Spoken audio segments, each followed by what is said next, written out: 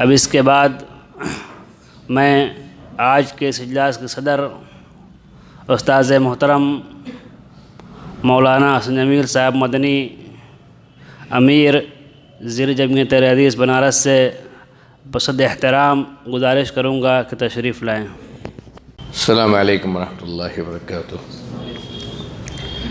ان الحمد للہ نحمده ونستعینه ونستغفره ونعوذ باللہ من شرور انفسنا وسیئات اعمالنا من يهده الله فلا مضل له ومن يضلله فلا هادي له وأشهد أن لا إله إلا الله وحده لا شريك له وأشهد أن محمدًا عبده ورسوله يا أيها الذين آمنوا اتقوا الله حق تقاته ولا تموتن إلا وأنتم مسلمون يا أيها الناس اتقوا ربكم الذي خلقكم من نفس واحدة وخلق منها زوجها وبث منهما رجالا كثيرا ونساء واتقوا الله الذي تساءلون به والأرحام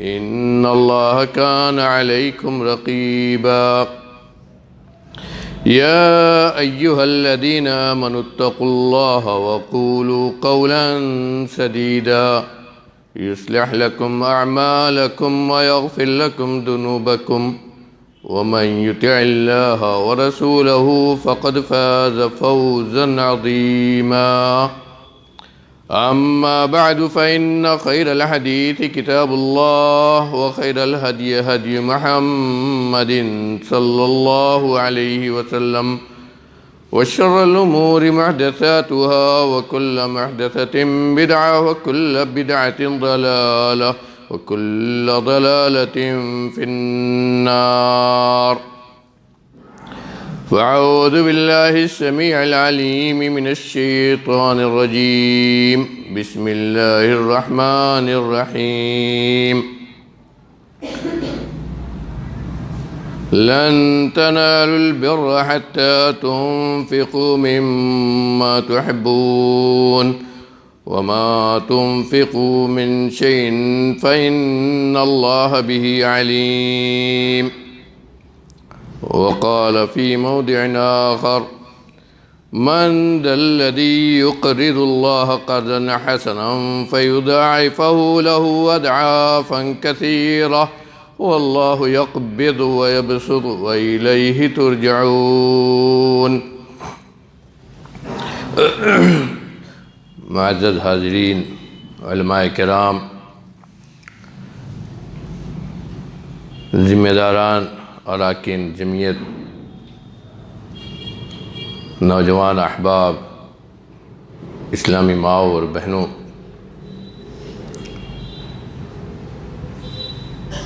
پچھلی تقریر میں ہم نے اور آپ نے زندگی کے یہ ایام اور یہ گھڑیاں، جو اوقات جو ہم گزارتے ہیں، جو درست اللہ کی نعمت اور پھر ہمارے گلوں میں امانت، اور اسی لیے جب امانتوں کے بارے میں پوچھا جائے گا تو سب سے پہلے اسی امانت کے بارے میں سوال کیا جائے گا۔ اللہ رب العالمین کی بے شمار نعمتیں ہمیں حاصل ہیں دنیا میں۔ پاک پروردگار نے ہمیں دنیا پیدا کرنے کے بعد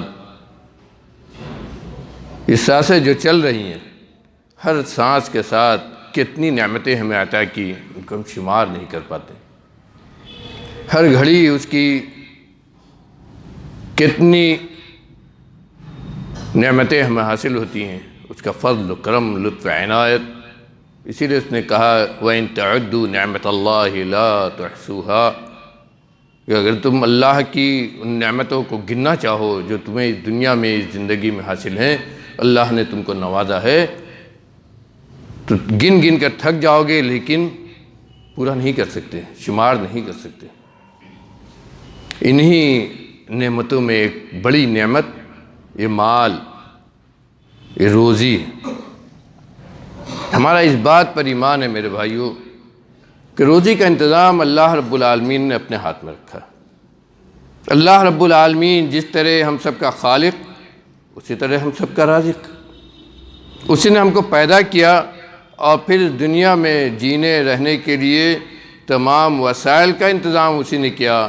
انہی وسائل میں سب سے ضروری جو سورس ہے، ضروری چیز ہے روزی، اس کو اس نے اپنے ہاتھ میں رکھا۔ ما من دابۃ فی الارض الا علی اللہ رزقها۔ روزی کا انتظام اللہ نے کسی کو نہیں دیا، اپنے ہاتھ میں رکھا۔ کہا کہ جتنے بھی مخلوقات ہیں اس دنیا میں چلنے والے، جتنے بھی جانور ہیں، سب کو روزی دینا اللہ کے ذمے ہے۔ اور پھر اس نے اپنی حکمت، اپنے عدل انصاف سے، اپنی مشیت کے مطابق روزی کی تقسیم بھی کی۔ کسی کو زیادہ دیا، کسی کو کم، کسی کو اتنا دے دیا کہ وہ خود نہیں شمار کر پاتا ہے کتنا اس کے پاس ہے، اور کسی کو اتنا کم کر دیا، اتنی روزی اس کی کم کر دی کہ رات میں سونے سے پہلے اس کو کھانا بھی نہیں مل پاتا ہے، نہ شبینہ کا محتاج۔ دونوں طرح کے انسان ہم اس دنیا میں دیکھتے ہیں۔ اور آج کی دنیا میں مادی اس دور میں جب دن و رات آدمی صرف اپنی روزی کے لیے پریشان، تو ہر طرح کے حالات اس کے سامنے ہیں۔ لیکن اللہ کا رحم و کرم دیکھیے اپنے بندوں کے اوپر، اس نعمت کو دینے کے ساتھ ساتھ ذمہ داری ڈالی۔ آپ کو زیادہ ملا ہے تو آپ اپنے معاشرے میں جو کمزور ہیں، جن کو اللہ نے نہیں نوازا ہے، کہ اللہ کی مشیت، اس کا عدل انصاف کہ ان کو کم ملا، کسی وجہ سے کم ملا، تو آپ کی ذمہ داری ہے کہ ان کو کھلائیں پلائیں۔ آپ کے اوپر حق عائد ہو گیا، اللہ نے زیادہ دیا۔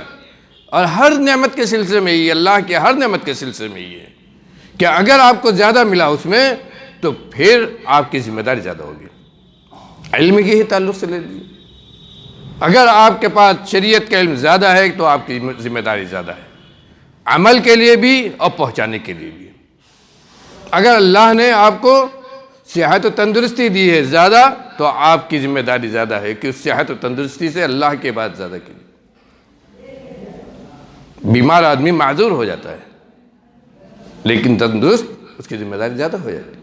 آپ کو مال دیا اللہ نے، تو پھر آپ کی ذمہ داری زیادہ ہو جاتی ہے کہ معاشرے میں جو دبے کچلے ہیں، جن کی روزی اللہ نے کم رکھی ہے، ان کا خیال کیجیے۔ اسی کو شریعت میں انفاق فی سبیل اللہ کہتے ہیں۔ اللہ کے راستے میں، اس کو اللہ نے کہا کہ اللہ کے راستے میں خرچ کرنا۔ غور کیجیے کتنی بڑی بات کہی ہے، اللہ کے راستے میں خرچ کرنا۔ اور صرف یہ نہیں کہ اللہ کے راستے میں خرچ کرنا، اس سے بڑی بات اللہ نے کہی کہ قرض ہے اللہ کے لیے۔ سورہ بقرہ کی آیت جو میں نے تلاوت کی، اللہ رب العالمین نے بہت بڑی بات کہی ہے اللہ کے راستے میں خرچ کرنے کے تعلق سے۔ من ذا الذي يقرض الله قرضا حسنا فيضاعفه له اضعافا كثيرا والله يقبض ويبسط وإليه ترجعون۔ کون ہے جو اللہ کو قرض دے؟ غور کیجئے، آپ جب خرچ کرتے ہیں، اللہ نے مال دیا، اللہ نے دیا ہے، آپ کے اندر طاقت نہیں ہے۔ اگر ایک پیسہ اللہ کا حکم ہو جائے کہ یہ ایک پیسہ آپ کو نہیں ملے، تو کسی کی طاقت نہیں ہے کہ اس کو حاصل کر لے۔ اگر دے دے تو کسی کی طاقت نہیں ہے کہ اس کو روک دے۔ اسی لیے تو نبی کریم صلی اللہ علیہ وسلم نے حضرت عبداللہ بن عباس رضی اللہ عنہ کو جب بہت چھوٹے تھے تبھی جو تعلیم دی تھی، توکل اللہ پر سکھایا تھا، تو کیا کہا تھا کہ یقین رکھو، ایمان رکھو کہ اگر پوری دنیا، غور کیجئے میرے بھائیوں کتنی بڑی بات کہی تھی، کہ پوری دنیا شروع سے آخر تک تمام انسان و جنات اس بات پر اکٹھا ہو جائیں کہ تم کو کوئی فائدہ پہنچا دیں، تم نہیں پہنچا سکتے کوئی بھی فائدہ مگر یہ کہ اللہ چاہے۔ اپنی طاقت نہیں ہے، کچھ دینا چاہیں تو وہی ہوگا جتنا اللہ نے تمہارے لیے مقدر کیا ہے۔ اور اگر کوئی نقصان پہنچانا چاہے پوری دنیا مل کر، تو کچھ نہیں کر سکتی ہے مگر اتنا ہی جتنا اللہ نے تمہارے لیے مقدر کیا ہے۔ اس کی مشیت جو ہوگی وہی ہوگا۔ تو یہ مال اللہ نے دیا، اس نے اپنی مشیت سے اللہ نے یہ مال دیا، ہمیں روزی دی، یہ اللہ کے انعام، اس کا لطف کرم. اور اسی میں سے ہم جب خرچ کرتے ہیں اللہ کے راستے میں تو اللہ نے کیا کہا؟ اس کو قرض کہا کہ کون ہے جو اللہ کو قرض دے؟ اسی کا دیا وہ مال اس کے بندوں کو اگر ہم کھلا دیتے ہیں تو کیا کہا؟ من ذا الذی یقرض اللہ قرضا حسنا، کون ہے جو اللہ کو قرض حسن دے؟ دنیا داری کا یہاں کوئی معاملہ ہی نہیں ہے. آپ ایک آدمی دوسرے آدمی کو دو، یہ معاملہ ہی نہیں ہے. آپ اللہ کو دے رہے ہیں، اپنے رب کو، جس کے ہاں آپ کو اس مال کا حساب بھی دینا ہے. سب سے پہلے جن چیزوں کا حساب دینا ہے اس مال کا بھی حساب دینا ہے. وَعَمَّالِهِ مِنْ أَيْنَ اكْتَسَبَهُ وَفِيمَا أَنْفَقَهُ، یہ مال اللہ کی امانت، اللہ کی نعمت، اس نے آپ کو دیا. اس کو کمانے کا بھی ایک اصول اور ضابطہ بنایا اور اس کو خرچ کرنے کی بھی جگہ بنائی. اور اسی لیے جب اللہ کے دربار میں کھڑے ہوں گے میدان محشر میں تو جن چیزوں کا بالکل شروع میں سوال ہوگا اس میں مال بھی ہوگا. وعن مالہ، مال کے بارے میں آدمی سے پوچھا جائے گا کہ کہاں سے کمایا اور کہاں خرچ کیا. تو اگر اس کو اللہ کے حکم کے مطابق اس کے راستے میں خرچ کیا، اس کے بندوں کو دیا، اس کے بندوں کی نگہداشت کی، تو کیا ہوگا؟ یہ اللہ کے لیے اپنے قرض دیا. اسی لیے کہا کہ کون ہے؟ من ذا الذی یقرض اللہ قرضا حسنا فیضاعفہ لہ اضعافا کثیرہ، کون ہے جو اللہ کو قرض حسن دے تو کیا ہوگا؟ اللہ اس کو بہت بڑھائے گا. فیضاعفہ لہ اضعافا کثیرہ، دوگنا تیگنا چوگنا اور نہ جانے کتنا گنا اللہ تعالیٰ اس کو بڑھائے گا. کیوں؟ اس لیے کہ مال کو بڑھانا اور اس کے اجر ثواب کو بڑھانا یہ اللہ کا کام ہے. اللہ یقبض و یبسط، اور اللہ ہی اس میں زیادتی بھی کرتا ہے، اس میں کمی بھی کرتا ہے. اسی کے ہاتھ میں ہے، اسی کے ہاتھ میں ہے، دینا اسی کے ہاتھ میں ہے. سوچو ہر نماز کے بعد نبی کریم صلی اللہ علیہ وسلم جو دعا پڑھتے تھے سکھایا صحابہ کرام کو، اللہم لا مانع لما اعطیت ولا معطی لما منعت. اس کو پڑھتے ہو میرے بھائیو، غور کرو اس کے معنی پر، کتنی بلاغت، کتنے بڑے عقیدے کی تعلیم ہے. اللہم لا مانع لما اعطیت، اے اللہ جو تو دے دے اس کو کوئی روکنے والا نہیں ہے. مال ہو، عزت ہو، آبرو ہو، جائیداد ہو، کوئی بھی چیز ہو، دنیا کی کوئی نعمت ہو، صحت و تندرستی ہو، اللہم لا مانع لما اعطیت، جو تو نے دے دیا رب العالمین، فیصلہ کر دیا دینے کا، تو کوئی نہیں دنیا میں جس کو روک لے. اور جو تو نے روک دیا،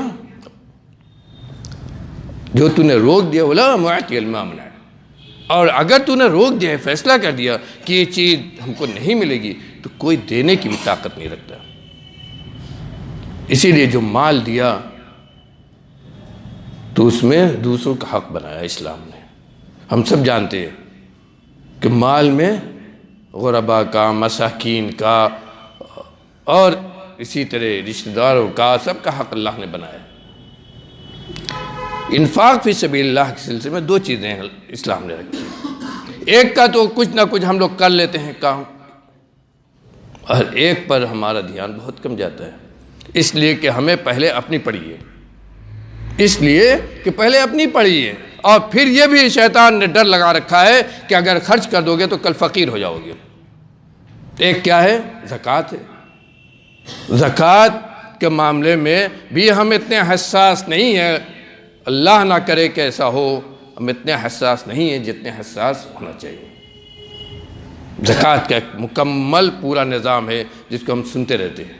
یہ تو اپنی جگہ ہے اور یہ خاص ہے اس لیے کہ انہی لوگوں پر ہے جن کا مال نصاب کو پہنچے، اور انہی مالوں میں ہے جن پر اسلام نے واجب کیا ہے.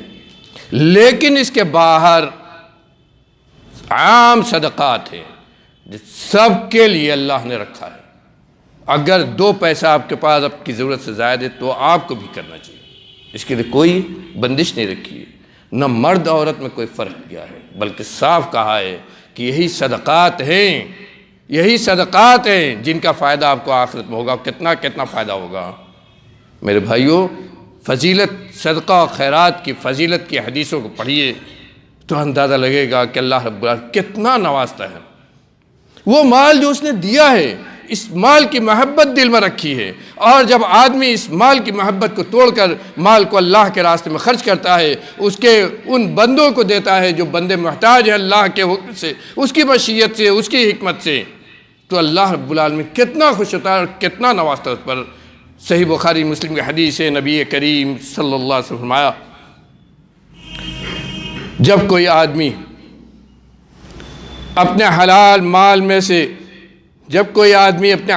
مال میں سے ایک کھجور کا دانہ بھی صدقہ کرتا ہے، غور کرو، معمولی سی چیز،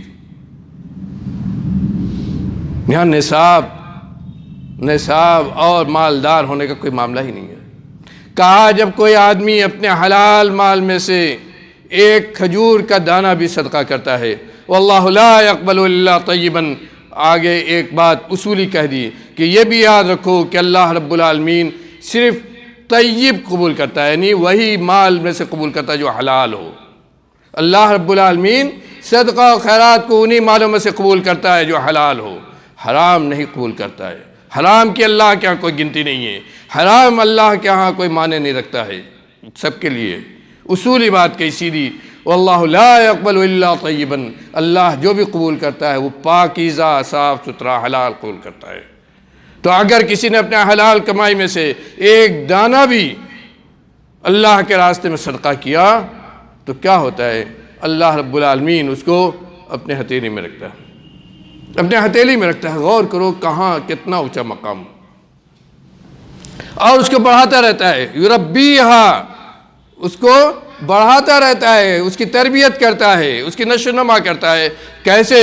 جیسے تم میں سے کوئی آدمی جانور پالتا ہے، اس کے بچے کی تربیت کرتا ہے۔ بکری پالتے ہیں، بچہ ہوتا ہے، اس کو کتنا دیکھ بھال کرتے ہیں، جو لوگ جانور پالتے ہیں ان سے پوچھیے۔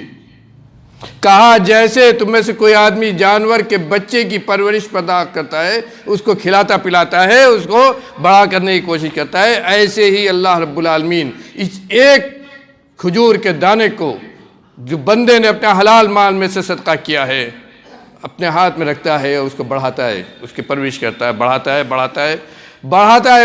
اور اتنا بڑھاتا ہے کہ احد پہاڑ کے برابر، کسی حدیث میں ہے کہ احد کی پہاڑ کے برابر ہو جاتا ہے وہ ایک کھجور کا دانہ، اور ایک روایت میں ہے مطلق ہے کہ پہاڑ کے برابر ہو جاتا ہے ایک دانہ۔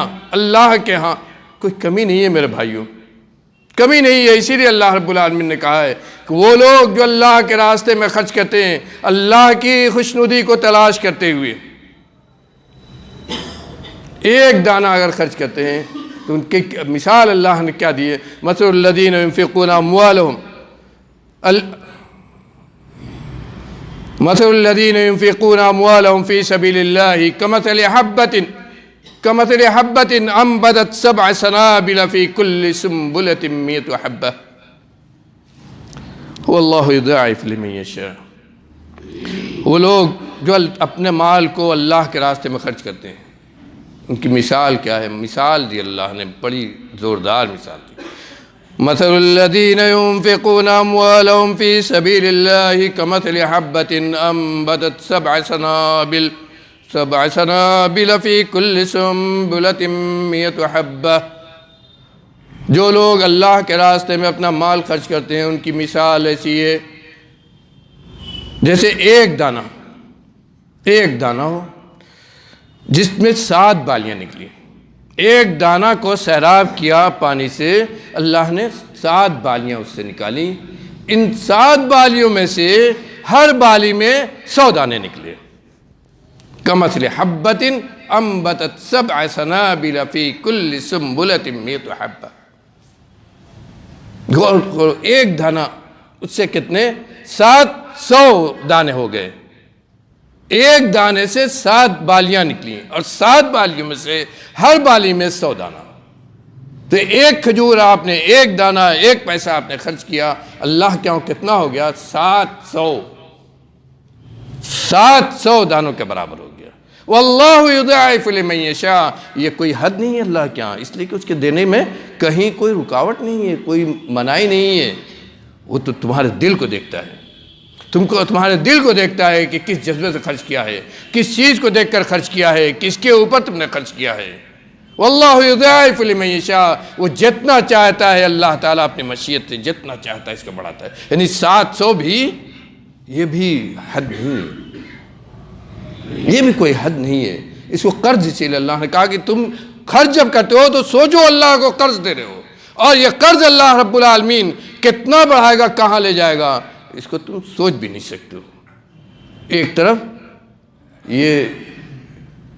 یہ خوشخبری اللہ نے دی، ایک طرف یہ خوشخبری اللہ نے دی، اور پھر حدیث کو پڑھیے تو اندازہ لگے گا. نبی کریم صلی اللہ علیہ وسلم ما نقصت صدقۃ من مال، ما نقصت صدقۃ من مال. آدمی عام طور پر صدقہ کرنے سے بڑا گھبراتا ہے، سوچتا ہے کہ مال، اگر جو مال ہم نے دن و رات محنت کر کمایا، جو مال کمانے کے لیے ہم نے اپنا دماغ لگایا، جو مال کمانے کے لیے ہم نے دن رات انتھک محنت کی، اس مال کو ایسے ہی خرچ کر دیں، ایسے ہی اڑا دیں، ایسے ہی دوسروں کو دے دیں. ان سے زیادہ تو ہم حقدار ہیں، ہمارے پاس آیا، اللہ نے ہم کو حقدار بنایا، کیوں ہم خرچ کریں. ڈرتا ہے کہ شیطان ڈراتا ہے فقر فاقہ سے، شیطان ڈراتا ہے اس بات سے کہ خرچ کر دو گے تو ختم ہو جائے گا. لیکن اس کے باوجود، مال کی محبت کے باوجود، اگر اسے اللہ کے راہ خرچ کرتا ہے تو کتنا اللہ رب العالمین ثواب دیتا ہے. اور پھر یہ کہ یہی چیز میرے بھائیوں، آج اس نسخے کو ہم نے نہیں پہچانا ہے. ایمان اتنا کمزور ہے کہ اس نسخے کو ہم نے نہیں پہچانا ہے. یہی صدقہ آپ کا 100 میں سے 1 روپیہ دیا اور 99 ہو گیا، لیکن یہ نہ سوچے کہ 99 ہوا، بلکہ اللہ رب العالمین نہ جانے کتنا 99 اس کے اندر اور بڑھا دے گا، کتنا 100 اس کے اندر اور بڑھا دے گا. صحیح مسلم کی حدیث ہے، غور کیجئے اس واقعے پر تو سمجھ میں آئے گا کہ اللہ رب العالمین روزی کے لیے کیسا انتظام کر دیتا ہے. اگر آدمی اللہ کا جو حق ہے، اس کے بندوں کا جو حق ہے مال میں، اس کو نکالتا رہے. صحیح مسلم کی حدیث ہے، نبی کریم صلی اللہ علیہ وسلم فرمایا کہ پچھلے زمانے میں کا واقعہ ہے، ایک آدمی کھلے ہوئے میدان میں چلا جا رہا تھا. چلتے چلتے اس کو اوپر آسمان سے ایک بادل سے آواز سنائی دی. بادل سے کہا جا رہا تھا کہ تم فلاں جگہ جا کر بارش نازل کرو. نام لے کر، آدمی کا نام لے کر یہ کہا گیا اسے کہ فلاں جگہ فلاں آدمی کے باغیچے کے پاس جا کر بارش ہو جائے، تمہاری بارش نازل کرو. اس آدمی نے جب یہ آواز اوپر سے سنی تو پہلے تو بہت اچنبھا میں رہا، پھر اس کو تلاش ہوئی. اس نے کہا کہ ذرا دیکھیں تو کیا معاملہ ہے. چنانچہ بادل جس طرف گیا اسی کے پیچھے پیچھے وہ بھی چلا. دیکھا کہ کچھ دور جانے کے بعد بادل سے بارش نازل ہونا شروع ہوئی، پانی برسنا شروع ہوا، موسلا دھار بارش ہوئی، اور پھر ایک نالی میں پانی اکٹھا ہوا، اس نالی سے سیدھے ایک باغ کے اندر چلا گیا. بارش ہوئی اور نالی جو تھی، وادی کی نالی تھی، اس نالی سے میں پانی اکٹھا ہوا اور سیدھے ایک باغ کے اندر چلا گیا. پیچھے پیچھے وہ آدمی گیا اور دیکھا کہ باغ کے اندر پانی جا رہا ہے، تو باغ کے اندر داخل ہو گیا. دیکھا ایک آدمی وہاں پر ہے، جو پانی جا رہا ہے نالی سے، وہ اس پانی کو ہٹا کر کھیتوں کے اندر اس کو بہا رہا ہے. جا کر اس نے سلام کیا اور پوچھا کہ اللہ کے بندے، تمہارا نام کیا ہے؟ ما اسمک. کہا تمہارا نام کیا ہے؟ تو اس نے نام بتایا. اس آدمی نے، باغ والا، باغ کا مالک، اس نے کہا کہ اللہ کے بندے کہاں سے تم آئے ہو، میرا نام پوچھ رہے ہو؟ تو اس نے کہا کہ سنو، یہ بادل جس سے پانی برسا ہے اور یہ پانی جہاں سے تمہارے پاس آیا ہے، اس بادل سے ایک آواز آئی تھی، میں نے وہ آواز سنی تھی. تمہارا نام لے کر کہا گیا تھا، تم نے جو نام بتلایا یہی نام لے کر بادل سے کہا گیا تھا کہ جاؤ اس باغ کے قریب پانی برسا دو. غور کیجئے، کہا کہ میں نے سنا اس بادل سے تمہارا نام لے کر کہا گیا کہ جاؤ اس باغ کے مالک، اس نام کا کیا اس مالک کے تمہارا جو نام ہے اس نام، وہ نام لے کر کہا گیا کہ اس باغ کے پاس جا کر پانی برسا دو. ذرا میرے بھائی، ذرا یہ بتلاؤ کہ یہاں جو تم کھیتی کرتے ہو، جو غلہ یہاں نکلتا ہے، تم کرتے کیا ہو؟ کیوں اللہ نے تمہارے لیے، میرے لیے تلاش تو یہ ہے کہ کیوں اللہ نے تمہارے لیے خاص طور پر بادل بھیج کر بارش نازل کرائی؟ کیوں؟ کون سی وہ چیز تھی؟ کون سا تمہارا وہ عمل تھا جو اللہ کو اتنا پسند آ گیا کہ بارش تمہارے باغ کے لیے، خاص تمہارے باغ کے لیے نازل ہو گئی؟ تو اس نے کہا، کیا کہا میرے بھائیوں؟ غور کیجئے آج کے اپنے ماحول میں، آج کے اپنے ماحول میں غور کیجئے، اپنے دل پر ہاتھ رکھ کے سوچئے اللہ رب العالمین کیسے دیتا ہے۔ ہم اور آپ روزی کے لیے پریشان، روزی کے وسائل تلاش کرتے ہیں اور پریشانی میں ادھر ادھر ہاتھ بھی مارتے ہیں، کبھی ایسا ہوتا ہے نقصان ہوتا ہے، کبھی ہے کہ فائدہ ہوتا ہے، لیکن اللہ رب العالمین کیسے انتظام کرتا ہے؟ اس نے کہا، اے اللہ کے بندے، جب تم پوچھ ہی رہے ہو تو بتا دو تمہیں، جتنی ہر سال جتنی کھیتی ہوتی ہے، جتنا غلہ ہم کو اس زمین سے ملتا ہے، اس کا 3 حصہ میں کرتا ہوں۔ ایک حصہ تو اپنے اہل و عیال اور اپنے بال بچوں کے لیے، اپنے گھر والوں کے لیے رکھ لیتا ہوں، ایک حصہ جو ہمارے آس پاس جتنے غریب، مسکین اور محتاج لوگ ہیں ان کے درمیان تقسیم کر دیتا ہوں، اور ایک حصہ اسی زمین کے لیے کہ پھر آگے اس میں جو کھیتی کرنی ہے اور جو اس میں کام کرنا ہے اس کے لیے۔ میرا پورا یہی طریقہ ہے۔ اب تم کو کیا سمجھ میں آیا؟ اور اللہ نے کیوں میرے ہی لیے بادل بھیج کر بارش نازل کی، یہ تم سمجھو کیا چیز تھی۔ نبی کریم صلی اللہ علیہ وسلم نے اس واقعے کو جہاں بیان کیا ہے، امام مسلم رحمۃ اللہ علیہ نے بھی اسی انفاق فی سبیل اللہ کی فضیلت میں اس کو ذکر کیا ہے۔ اللہ کے راستے میں اس نے جو خرچ کیا، جو اس نے اپنی کمائی کا حصہ بنایا ان لوگوں کے لیے جو اس کے آس پاس غریب، مسکین، محتاج، اس کے رشتہ داروں میں یا رشتہ داروں کے باہر دوستوں میں جو بھی تھے، ان کے لیے جو اس نے اپنی کمائی میں سے حصہ بنایا تھا، اس کی برکت اللہ کی طرف سے غور کیجئے، اس پر اللہ نے اسے دیا کہ اس کی روزی کا انتظام اللہ کی طرف سے ہوتا ہے۔ بادل آتا ہے اللہ کے حکم سے، اس کے باغ کو سیراب کرنے کے لیے بارش نازل ہوتی ہے، اور اگر یہی صدقہ خیرات روک دیا جاتا ہے تو کیا ہوتا ہے؟ قرآن کے اندر اللہ رب العالمین نے باغ والوں کا واقعہ ذکر کیا ہے۔ قرآن سے تعلق جوڑیے تو وہ واقعہ آپ کو یاد ہوگا، ورنہ کہاں سے یاد آئے گا۔ اِنَّا بَلَوْنَاهُمْ كَمَا بَلَوْنَا أَصْحَابَ الْجَنَّةِ إِذْ أَقْسَمُوا لَيَصْرِمُنَّهَا مُصْبِحِينَ فَطَافَ عَلَيْهَا طَائِفٌ مِّن رَّبِّكَ وَهُمْ نَائِمُونَ۔ اللہ کے بندے سوچو اللہ رب العالمین کیسے دیتا ہے اور کیسے چھین لیتا ہے۔ ایک باپ جس کا یہ طریقہ تھا کہ جو بھی کمائی کرتا تھا اس میں وہ جتنا حصہ اپنے اولاد کے لیے رکھتا تھا اتنا ہی، اور وہ بھی کھیتی کرتا تھا، اس کے بھی باغات تھے، اس باغات سے، ان کھیتیوں سے جو اسے ملتا تھا وہ آدھا اپنے لیے اور آدھا مسکینوں کے لیے، ان کے لیے۔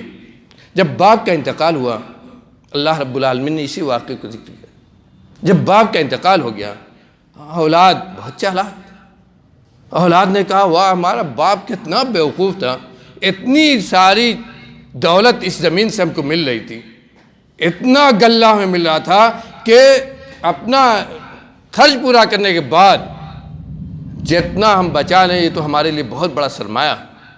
اور میرے باپ نے کیا کیا، احمق، کہ سب کا سب غریبوں مسکینوں میں تقسیم کر دیتا تھا، جو بچا ہم کھاتے۔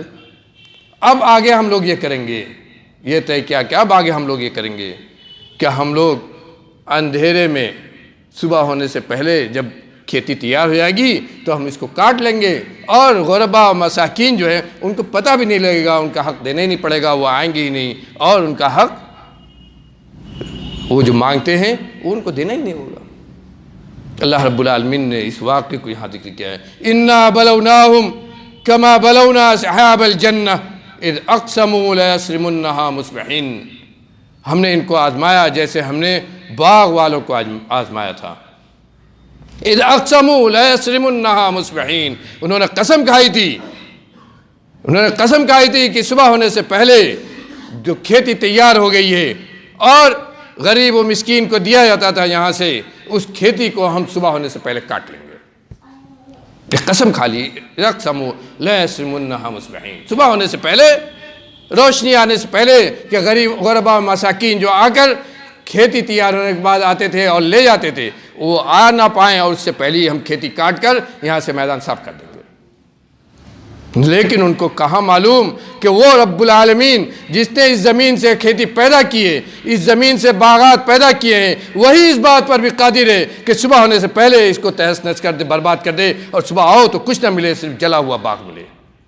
کو یہی نہیں معلوم تھا، اور اللہ کا وہی فیصلہ ہوا، فطاف علیہ طائف من ربک وہم نائمون، ابھی سو رہے تھے کہ اللہ کا عذاب آیا اس باغ پر، اللہ کا گھومنے والا آیا اور گھوم کر چلا گیا، اور سارا باغ ایسا ہو گیا جیسے سب کچھ کاٹ کر جلا دیا گیا۔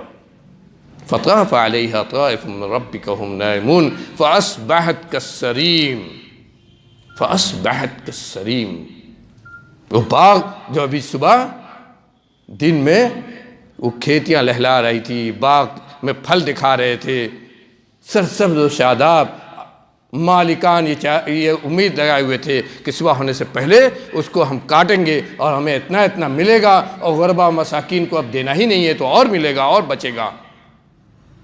آتے ہیں وہ مالکان تو کیا پاتے ہیں؟ فاصبحت کالصریم، آتے ہیں تو دیکھتے ہیں یہ تو سب ختم ہو گیا، تو بھوسا ہو گیا، یہاں کچھ نہیں ہے۔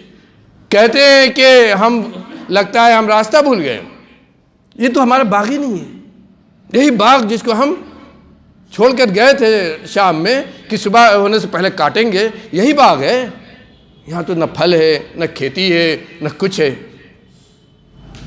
یہاں تو کچھ نہیں ہے، سب ختم ہو گیا۔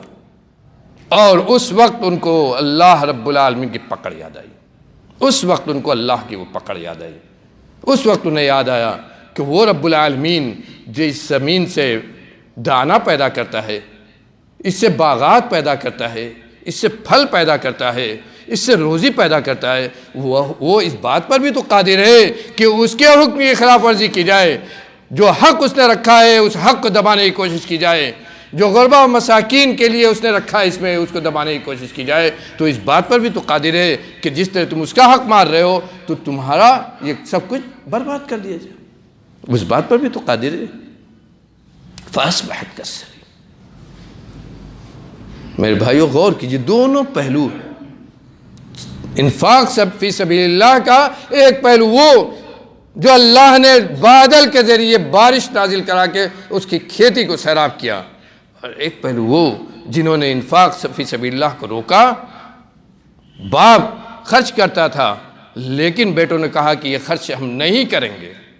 باپ خرچ کرتا تھا اس لیے باغات سرسبز و شاداب تھے، کھیتیاں لہلا رہی تھیں، اللہ کی طرف سے روزی کشادہ تھی، لیکن جب بچوں نے نالائق ہو گئے اولاد اور یہ کہا کہ ہمارا باپ ہی احمق ہے، وہ کیوں خرچ کرتا تھا، تو اللہ نے اسی نظام کو الٹ دیا، کیونکہ اسی کے ہاتھ میں یہ نظام، اللہ نے اسی نظام کو الٹ دیا، اور اس دنیا ہی میں دکھا دیا کہ کیسے وہ نظام کو بدلتا ہے، کہ صبح ابھی جو کھیتی لہلا رہی تھی کاٹنے کی اس کی نوبت ہی نہیں آئی، سب کی سب ضائع ہو گئی۔ یہ اللہ نے رکھا ہے انفاق فی سبیل اللہ میں، یہ رکھا ہے اللہ نے انفاق فی سبیل اللہ میں، اور یہی نہیں، یہ تو دنیا کا معاملہ ہے میرے بھائیوں، جو ہم خرچ کرتے ہیں اس کو اللہ رب العالمین کتنا بڑھاتا ہے۔ نبی کریم صلی اللہ علیہ وسلم فرمایا ایک حدیث میں، ان الصدقۃ لتطفئ حر القبور علی اہلہا،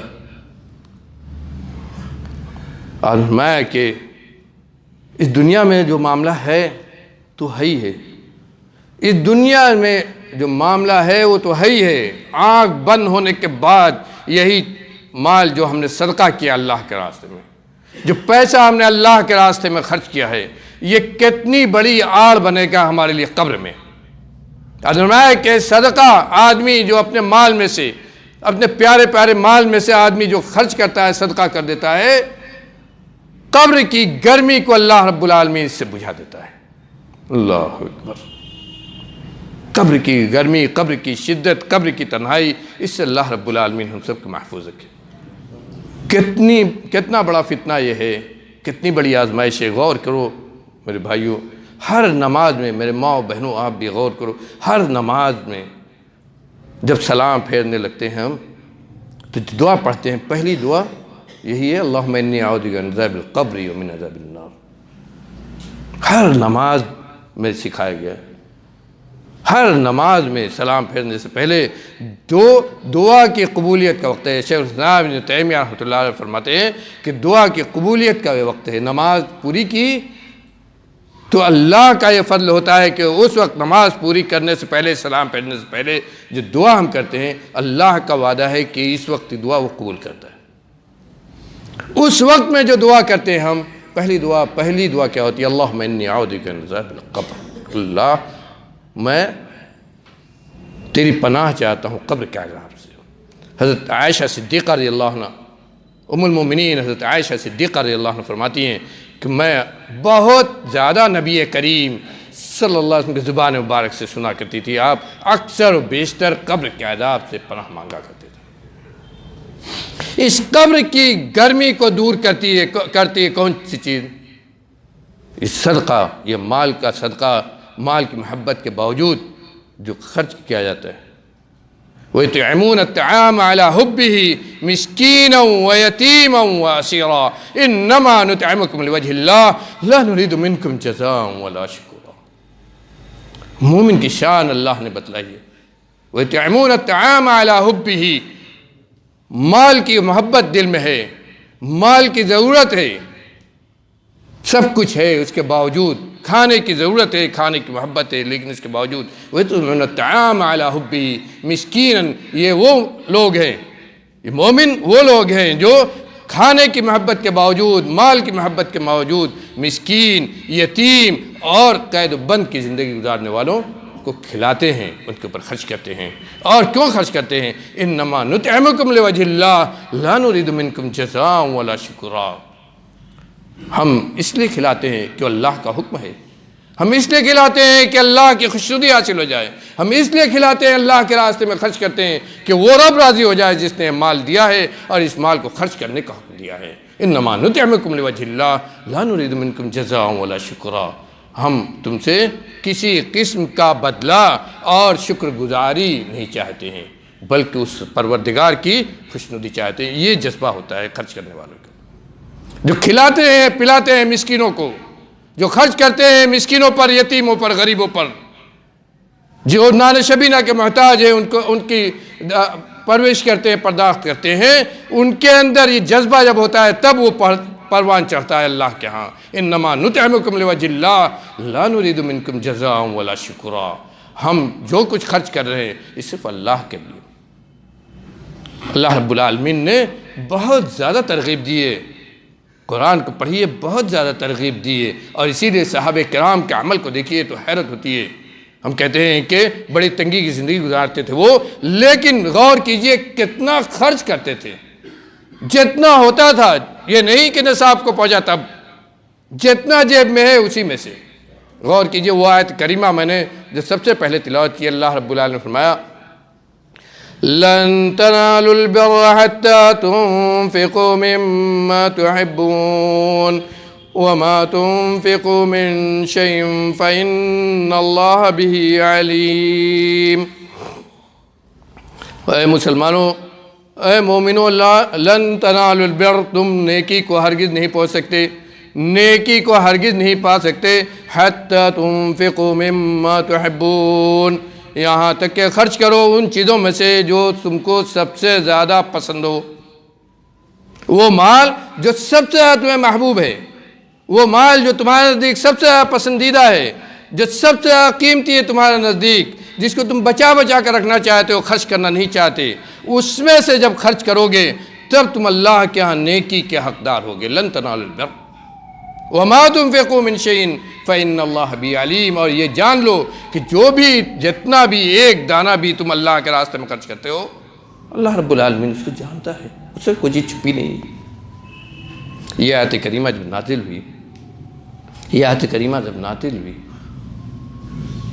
تو حضرت ابو طلحہ رضی اللہ عنہ، حضرت انس رضی اللہ عنہ فرماتے ہیں کہ حضرت ابو طلحہ رضی اللہ عنہ نے آیت کریمہ سنی، نبی کریم صلی اللہ علیہ وسلم کی خدمت میں تشریف لاتے ہیں اور کہتے ہیں کہ اللہ کے رسول، اللہ رب العالمین نے کہتا ہے لن تنالوا البر حتی تنفقوا مما تحبون، یہ ترغیب دی جا رہی ہے کہ سب سے پسندیدہ جو مال ہے اس میں سے خرچ کرو۔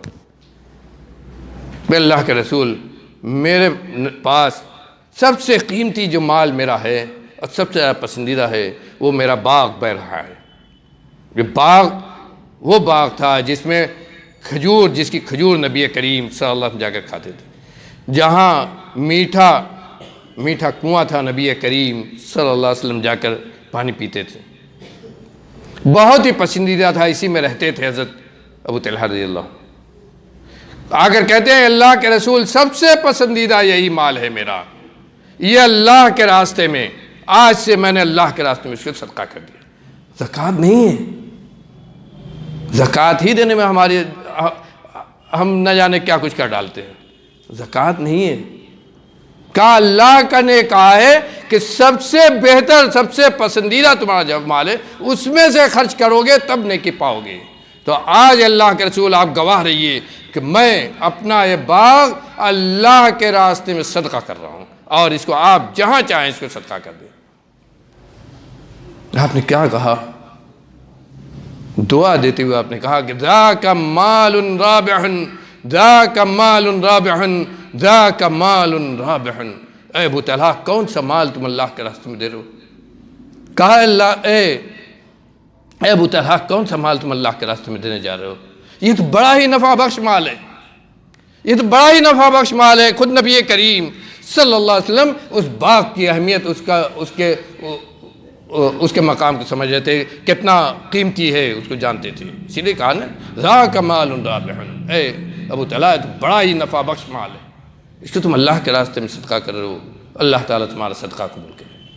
اس کے بعد آپ نے کہا کہ جاؤ، تمہارے اقربا اعزاء، تمہارے رشتہ دار میں بھی بہت سارے حقدار ہیں، غریب ہیں، وہ زیادہ محتاج ہیں، جاؤ ان کے درمیان اس کو تقسیم کرو۔ چنانچہ وہ گئے، ان کی بیوی باغ میں تھی، اس کو پکارا اور کہا کہ اے ام طلحہ، اے ام طلحہ، آج سے باغ ہمارا نہیں رہ گیا۔ کہتے ہیں کہ اے ام طلحہ، آج سے باغ ہمارا نہیں رہ گیا، یہ باغ میں نے اللہ کے لیے قرض دے دیا، اللہ کے نام پر اس باغ کو دے دیا، یہ قرض دے دیا میں نے اللہ کو، اس لیے کہ اللہ نے کہا ہے سب سے پسندیدہ جو تمہارا مال ہے اس کو خرچ کرو گے تب نیکی پاؤ گے۔ تو اللہ کے ہاں نیکی کی امید میں اس کو میں آج سے اللہ کو قرض دیتا ہوں۔ اور ان سے کہا کہ باہر نکل آؤ، اس میں اب ہمارا کوئی حق نہیں ہے، اور اس کو اپنے اعزاء و اقربا میں، اپنے رشتہ داروں کے درمیان تقسیم کر۔ ایسے ایک صحابی کا واقعہ آتا ہے، دحدح نام ہے ان کا، دحدح نام ہے ان کا، انہوں نے بھی ایسے ہی اپنا پورا باغ اللہ کے نام پر فی سبیل اللہ اس کو دے دیا۔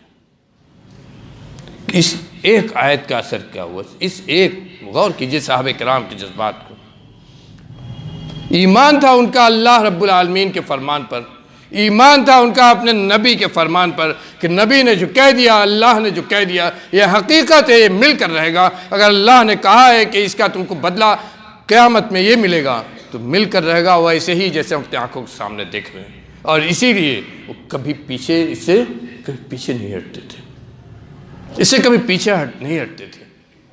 غور کیجئے میرے بھائیوں، پڑھیے صحابہ کرام کی زندگی کو تو اندازہ لگے گا۔ تقریریں سننے سے زیادہ عمل کرنے کا جذبہ ہمارے اندر پیدا ہونا چاہیے۔ اللہ تعالی ہم سب کو بعمل بنا دے۔ تبوک ہی کے واقعے پر غور کر لیجئے۔ غزوہ تبوک میں جب نبی کریم صلی اللہ علیہ وسلم کو نکلنا ہوا، آپ نے اعلان کیا، چونکہ لمبا سفر تھا، خرچ تھا، گرمی کا زمانہ تھا، آپ نے بتلا دیا کہ کہاں تک جانا ہے، اور پھر چندے کا اعلان کیا۔ چندہ کیسا کیسا ہے؟ ابو بکر صدیق آتے ہیں تو اپنے گھر کا سب سامان لے کر آتے ہیں، عمر فاروق آتے ہیں تو اپنے گھر کا آدھا لے کر آتے ہیں، اور یہ سمجھتے ہیں کہ آج ابو بکر سے ہم سب قتلے جائیں گے، نبی کریم صلی اللہ علیہ وسلم نے پوچھا کہ ابو بکر کیا لے کر آئے ہو؟ کہا کہ اللہ اور اس کا رسول کا نام اپنے گھر چھوڑ دیا ہے، باقی سب لے کر چلا آیا ہوں۔ عمر سے پوچھا کہ کیا لائے ہو؟ کہا کہ آدھا آپ گھر کا آدھا لایا ہوں۔ اور اس کے ساتھ ساتھ کیا کہتے ہیں؟ کہا کہ کہتے ہیں حضرت عمر فاروق رضی اللہ عنہ کہ اس وقت میرے پاس ابو بکر سے زیادہ مال تھا، تو میں نے سمجھا کہ آج ابو بکر سے میں سبقت لے جاؤں گا، لیکن جب ابو بکر کی بات سنی تو میں نے کہا کہ ابو بکر تم سے میں آگے نہیں جا سکتا۔ کہا آدھا اپنے گھر کا آدھا لایا ہوں۔ حضرت عثمان غنی کے چندے کو نبی کریم صلی اللہ علیہ وسلم اپنے دامن میں ایسے ہلاتے تھے، دینار دیے تھے جو اشرفیاں دی تھی، ہلاتے تھے اور کہتے تھے ما ضر عثمان ما عمل بعد اليوم۔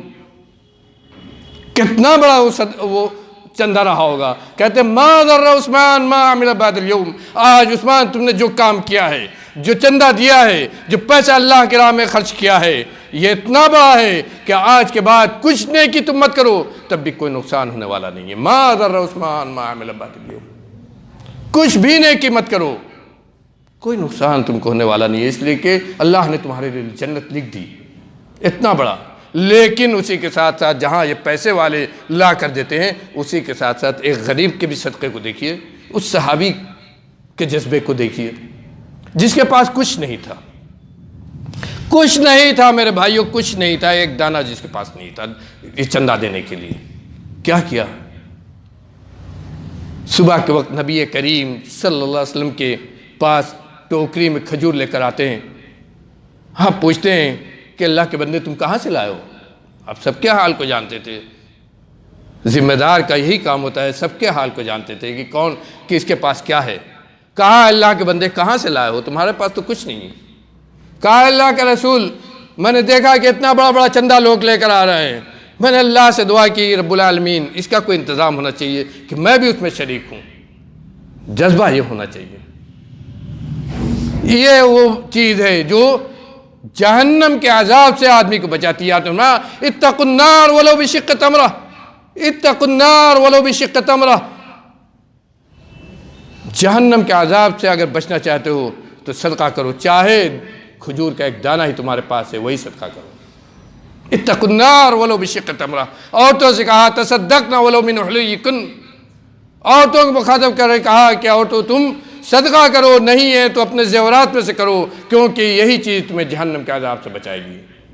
مردوں سے کہا اتقوا النار ولو بشق تمرہ، نہیں ہے جتنا ہے ایک دانہ ہے تو ایک دانے میں سے صدقہ کرو، کیونکہ یہی ایک دانہ، یہی صدقہ تم کو جہنم کے عذاب سے بچائے گا، یہی دانہ تم کو جہنم کے عذاب سے بچائے گا۔ تو صحابی کیا کہتے ہیں؟ اللہ کے رسول رات بھر ایک یہودی کے باغ کو سیراب کرایا، اس نے جو کھجور دیا وہ کھجور آدھا گھر میں رکھا اور آدھا آپ کے پاس چندے کی شکل میں لے کر آیا ہوں، اس تبوک کے غزوے میں میرا بھی چندہ قبول کیجیے۔ آپ نے کیا کیا؟ اس کھجور کو پورا جو ڈھیری لگی ہوئی تھی اسی کے اوپر پھیلا دیا۔ اس چندے کی اہمیت کو سوچئے، اس آدمی کے جذبے کی وجہ سے، اس صحابی کے جذبے کی وجہ سے سب کے اوپر اس کو پھیلا دیا۔ جس دل سے اس نے، جس ایمان سے اس نے صدقہ کیا تھا، اس کی وجہ سے اس صدقہ کہاں پہنچا میرے بھائیوں۔ اللہ نے سچ کہا ہے کہ ایک دانہ بھی اگر کوئی حلال روزی میں سے خرچ کرتا ہے تو اللہ رب العالمین اس کو احد پہاڑ کے برابر اونچا کر دیتا ہے، بڑھا دیتا ہے۔ میرے بھائیوں یہ صدقہ و خیرات، یہ صدقہ و خیرات ہے جو آپ کو قبر کے عذاب سے بچائے گا۔ دنیا کی پریشانی بھی اسی سے جاتی ہے۔ نبی کریم صلی اللہ علیہ وسلم نے فرمایا کہ صدقہ و خیرات سے بہت ساری پریشانیاں ٹل جاتی ہیں، اور جب صدقہ و خیرات آدمی نہیں کرتا ہے تو دل میں مال کی میل جمع ہو جاتی ہے جس سے وہ گناہ کرتا ہے، اور جب گناہ کرتا ہے اس مال کی محبت میں جب گناہ کرتا ہے تو اس گناہ سے اس کی روزی کٹ جاتی ہے۔ نبی کریم صلی اللہ علیہ وآلہ وسلم فرماتے ہیں ایک حدیث میں، تفسیر ابن ابی حاتم میں امام ابن حاتم نے اس کو ذکر کیا ہے، اور امام المفسرین حافظ ابن کثیر رحمۃ اللہ علیہ نے لن تنالوا البر والی جو آیت ہے اسی میں اس کو بھی ذکر کیا ہے کہ نبی کریم صلی اللہ علیہ وسلم نے فرمایا کہ مال کے تعلق سے گناہوں سے بچو، مال کے تعلق سے گناہ کرنے سے بچو، اس لیے کہ آدمی جب گناہ کرتا ہے تو اس کی وجہ سے اس کی روزی، وہ روزی بھی کٹ جاتی ہے جو اللہ نے اس کے لیے مقرر کی ہے، اس کی روزی میں تنگی آ جاتی ہے، اس کی روزی میں تنگی آ جاتی ہے۔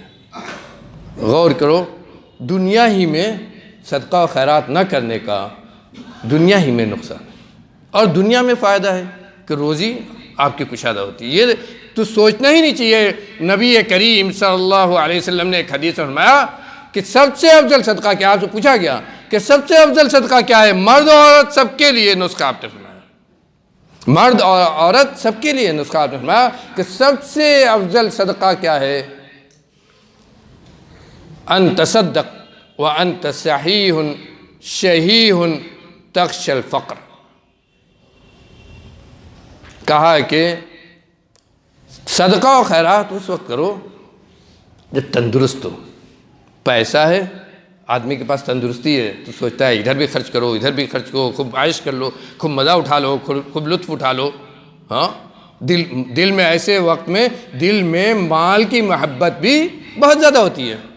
تو کہا پہلی بات یہ کہی کہ صدقہ اس وقت کرو جب تم تندرست ہو، کما رہے ہو، تندرست ہو، کما رہے ہو، اس وقت صدقہ کرو۔ اور کب کرو؟ شحیح، دل میں تنگی ہے، بخل ہے، بخیلی ہے، دل نہیں چاہتا ہے کہ مال خرچ کیا جائے، دل نہیں چاہتا ہے کہ مال جو کمایا ہے تندرستی کی حالت میں محنت کر کے اس کو خرچ کیا جائے، بخیلی دل میں جمی ہوئی ہے، اور یہ ڈر ہے کہ اگر اس کو خرچ کر دیں گے تو فقر فاقہ نہ آ جائے، اور آگے اور کمانے کے ذرائع دکھا رہے ہیں کہ اور پیسہ آئے اور پیسہ لگا کر اور کما لیں۔ غور کیجئے، پیسہ ہی سے پیسہ ہوتا ہے سب کہتے ہیں، تو آپ کے پاس پیسہ ہے سوچتے ہیں کہ اس کو خرچ نہ کرے بلکہ اس کو اور لگاؤ تاکہ اور پیسہ ہمارے پاس آئے اور اس میں ہماری بزنس، ہمارا کاروبار اور بڑھے۔ اور دوسرے طرف یہ ڈر ہے، شیطان نے یہ دماغ میں بسا دیا ہے کہ خرچ کرو گے تو غریب ہو جاؤ گے۔ یہ کیفیت اگر ہے اور اس وقت خرچ کر رہے ہو تو کہا افضل الصدقہ، سب سے افضل صدقہ یہ ہے۔ کہا کہ یہ صدقہ نہیں ہے کہ جب غرغرے کی حالت ہو جائے، بیمار ہو گئے، اب دکھا رہا ہے کہ دنیا سے جانے کا وقت ہو رہا ہے، اب دنیا چھوٹنے والی ہے، تو کہو کہ ہمارا جو یہ مال ہے یہ فلاں جگہ صدقہ کر دو، ہمارا جو یہ مال ہے فلاں جگہ اس کو دے دو، یہ وقف کر دو، یہ فلاں کر دو۔ کہا کہ نہ، اب تو وہ مال دوسرے کا ہو چکا۔ آگے آدھر میں اب کیا صدقہ کرنے چلے ہو، اب تو وہ مال دوسرے کا ہو چکا، وہ تو ورثہ کا ہو گیا۔ صدقہ اس وقت کرو جب تندرستی ہے، جب مال کما رہے ہو، جب پیسہ آ رہا ہے، اور یہ چاہتے ہو پیسے کی محبت میں، چاہتے ہو پیسہ اور بڑھے، اور یہ چاہتے ہو کہ اس کو ہم گھٹنے نہ دیں، فقر فاقہ کا ڈر دکھا رہا ہے، اس وقت خرچ کرو، تب یہ صدقہ ہوگا، تب یہ اللہ کے راستے میں صدقہ ہوگا اور تمہیں وہ نیکی ملے گی۔ میرے بھائیو، یہ اللہ رب العالمین نے سکھایا، اور یہی نہیں، یہی صدقہ ہے میرے بھائیو جو آپ کے لیے صدقہ جاریہ بنتا ہے۔ یہی مال ہے، یہی مال ہے جس سے آپ کے لیے اس دنیا سے جانے کے بعد بھی نیکیوں کے ذرائع باقی رکھتا ہے۔ سب جانتے ہیں کہ جب آدمی مرتا ہے تو اس کا عمل کا راستہ بند، اذا مات الانسان انقطع عنہ عملہ، جب تک زندہ ہے تو عمل کر رہا ہے، عمل ہے تو نیکی ہے، اللہ کے یہاں اس کو اجر ثواب مل رہا ہے۔ لیکن جیسے ہی انسان مرا، عمل کے تمام راستے بند، لیکن پھر بھی 3 اللہ نے باقی رکھے۔ یہ بھی اللہ کا کتنا بڑا کرم ہے، کتنی بڑی اس کی مہربانی ہے، کتنا بڑا اس کا فضل ہے۔ ایک مسلمان کے لیے کتنا راستہ نیکیوں کا اللہ نے باقی رکھا ہے۔ شرط یہ ہے کہ ہم واقعی اللہ کے بنائے ہوئے اس راستے کو اپنا لیں۔ 3 چیزیں کہا کہ 3 راستے ایسے ہیں، مرنے کے بعد بھی اس کی نیکی، وہ اس سے نیکی انسان کو حاصل ہوتی رہتی ہے، مرنے کے بعد بھی نیکی کا وہ راستہ اللہ کی طرف سے قائم رہتا ہے، اس کے نام اعمال میں نیکی لکھی جاتی رہتی ہے۔ اسی میں سے کیا ہے؟ صدقۃ جاریہ، مال آپ کے پاس دنیا میں تھا، آپ نے اس سے صدقہ جاریہ کر دیا، کنواں کھدوا دیا، لوگ فائدہ اٹھا رہے ہیں، کتابیں دے دی، علم پھیل رہا ہے، لوگ اس سے فائدہ اٹھا رہے ہیں۔ ایسا صدقہ جس کا جو جاری رہے، جس کا فائدہ جس کا فائدہ آپ کی اس دنیا سے جانے کے بعد بھی جاری رہے. اسی لیے اس کو صدقہ جاریہ کہتے ہیں. یہاں بھی تو مال خرچ کرنا ہے.